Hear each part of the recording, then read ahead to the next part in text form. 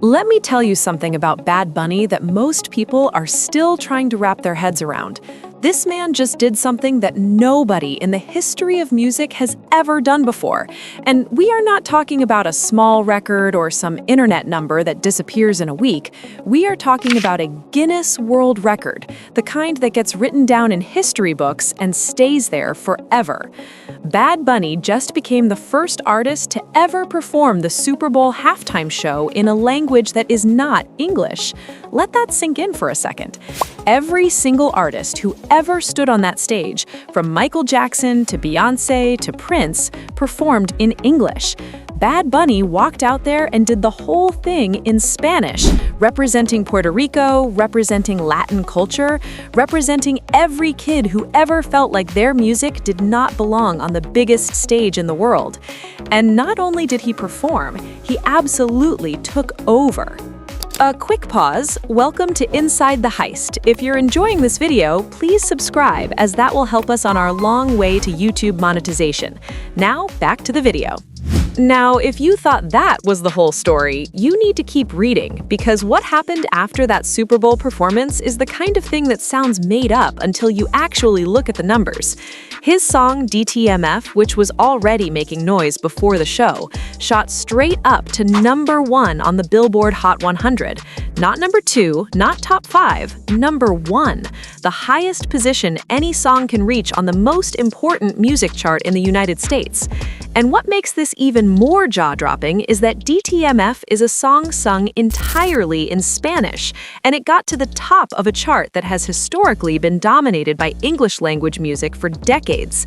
This is not just a win for Benito. This is a win for every Spanish-speaking artist who was ever told their language had a ceiling. Let us back up a little bit and talk about who Bad Bunny actually is for anyone who somehow still does not know.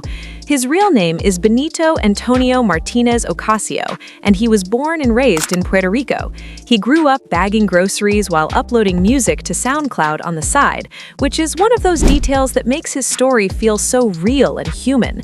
He was not handed anything. He was not discovered at some fancy industry event.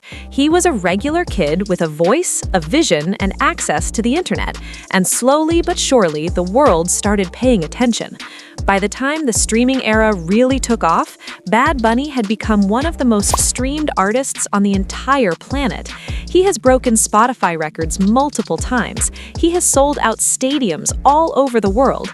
He has made Latin trap and reggaeton cool in places where those genres were barely even known a few years ago.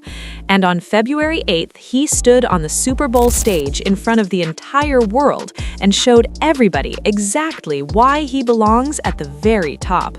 The performance itself was something people are still talking about. He came out with energy that was impossible to ignore, bringing the heat of Puerto Rican music to an audience of over 128 million viewers in the United States alone. According to NBC Sports, that number makes it the third most watched Super Bowl halftime show in history. Think about that for a moment. The third most watched in history, and it was performed entirely in Spanish. People who had maybe never heard a Bad Bunny song in their life sat down in front of their televisions and got pulled in anyway, because great music does not need a translation to make you feel something. He closed the show with DTMF, which was already sitting at #2 on the Hot 100 at that point, and within days of the performance, the song jumped from #10 all the way to #1. That kind of leap does not happen by accident. That is a cultural moment doing exactly what cultural moments are supposed to do. Here's where the story gets even more interesting, though. DTMF hitting #1 is not just a personal milestone for Benito. It's actually a historic achievement in terms of what it represents for Spanish-language music. Before this moment, the number of predominantly Spanish-language songs to ever reach #1 on the Billboard Hot 100 could be counted on one hand. You have Despacito by Luis Fonsi and Daddy Yankee, which featured Justin Bieber and became a global phenomenon in 2017. You have Macarena in the Bayside Boys remix by Los Del Rio from back in 1996. You have La Bamba by Los Lobos from 1987. And now you have DTMF by Bad Bunny, which is different from all of those because it's the first predominantly Spanish-language #1 on the Hot 100, led by a solo artist with no feature from an English-speaking collaborator pulling audience crossover. This is Bad Bunny doing it completely on his own terms, in his own language, and winning. And speaking of doing things on his own terms, there's a wild detail buried in all of this that most people haven't even caught yet. Both of Bad Bunny's #1 songs on the Billboard Hot 100 were performed at the Super Bowl. His first #1 came back in July 2018 when I Like It with Cardi B and J Balvin reached the top spot.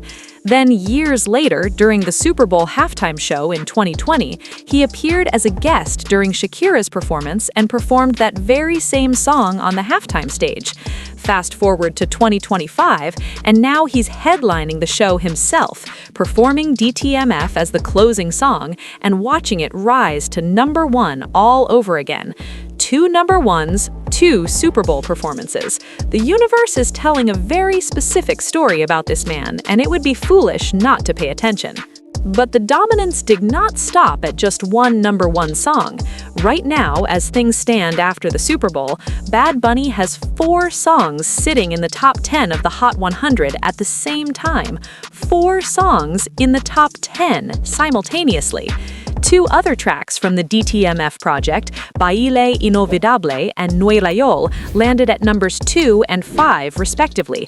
And then there's Titi Me Preguntó, which originally came out on his 2022 album Un Verano Sin Ti, and somehow re-entered the top 10 to sit at number 7 after all the post-Super Bowl attention brought new listeners back to his catalog. That's the kind of chart performance that legends talk about. That's what happens when an artist is not just popular, but genuinely culturally relevant in a way that makes people go back and discover everything they might have missed. Un Verano Sin Ti itself deserves its own moment in this story because it's the album that really changed the conversation around Bad Bunny at a global level. Released in 2022, it became the most streamed album of the year on Spotify, which made him the first Latin artist to ever achieve that. The album was a love letter to Puerto Rico, to the island's sounds, its summers, its streets, and its people. Critics loved it, fans lost their minds over it, and now, years after its release, songs from that project are still finding their way back into the charts because the music was just built to last. When you make something with that much soul in it, people keep coming back. Now, zoom out and look at the bigger picture of what this Super Bowl moment meant beyond just the chart numbers. This was February 2025, and the NFL had handed the halftime show to a reggaeton artist for the first time ever. The NFL does not make moves like that without knowing what they are doing. They picked Bad Bunny because they recognized something that the culture had already confirmed, which is that Latin music is not a niche genre anymore. It is not a trend or a moment, it is a force. It has been building for years, pushing through language barriers and geographic boundaries, and Bad Bunny has been at the center of that movement the entire time. When he stepped onto that stage, he was not just representing himself. He was representing every Latin artist who ever wondered whether the mainstream would ever fully open its doors. The Grammy Awards had already been kind to him in the weeks leading up to the Super Bowl, adding more trophies to a collection that keeps growing. By the time he got to the halftime show, he was already riding one of the hottest waves of his career, and the performance turned that wave into a tsunami. The reviews from fans online were overwhelmingly positive.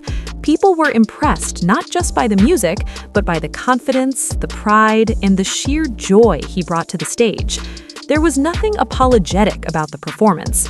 He did not soften his Puerto Rican identity to make it more palatable for a mainstream American audience.